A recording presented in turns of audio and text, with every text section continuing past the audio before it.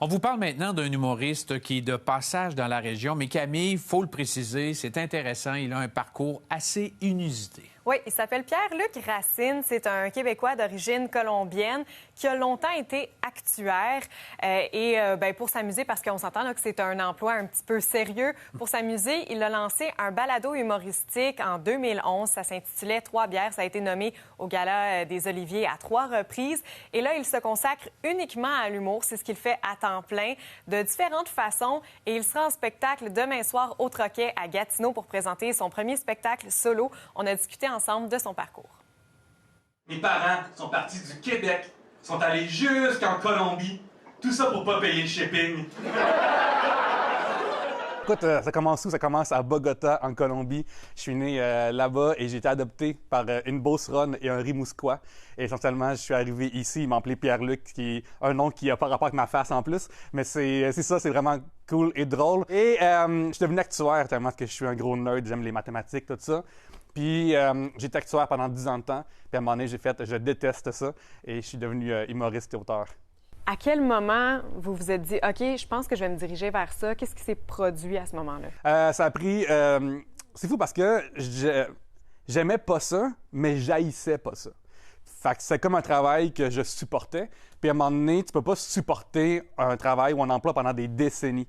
Fait qu'à un moment donné, j'ai réalisé il faut que je fasse de quoi de ma vie, que j'aime. Et je suis rentré à l'école de l'humour.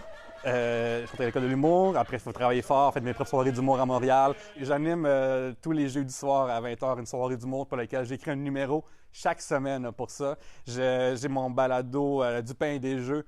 J'écris des articles aussi pour RDS Jeux vidéo, fait des critiques, des opinions. Pour Urbania, j'écris beaucoup pour, je pense, des affaires, puis je les écris, puis les gens ils aiment ça lire, fait que je suis content. Vous avez même écrit un livre sur votre parcours un peu inusité. Pourquoi? Oui. Bien, essentiellement, il y a une affaire dont on me parle constamment, c'est mon changement de carrière. Fait que je me suis dit, ben on va écrire un livre là-dessus, puis par on, je veux dire je. Fait que j'ai écrit un premier jet là-dessus. Ça s'appelle « Comment lâcher sa job de boîte » et entre parenthèses, « Essayer de vivre de ses rêves ». Ça parle de changer de carrière. Fait que c'est vraiment comme pourquoi est-ce que tu as un emploi que tu n'aimes pas puis que tu gardes et que tu ne devrais peut-être pas le garder, à comment on fait ce changement de carrière-là ou trouver comme qu'est-ce qu'on va faire dans la vie aussi.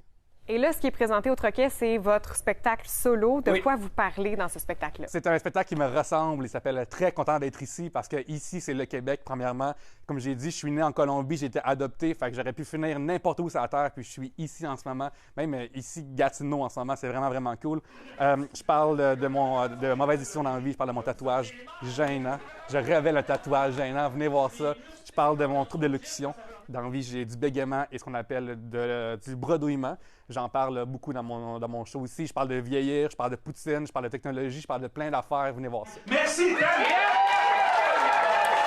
Donc, un humoriste qui était actuaire, qui bégayait. C'est quand même tout un parcours très inspirant pour ceux qui croient avoir des jobs de boîte, comme il dit. Des jobs de boîte. Des jobs de boîte, bien, il y a de l'espoir.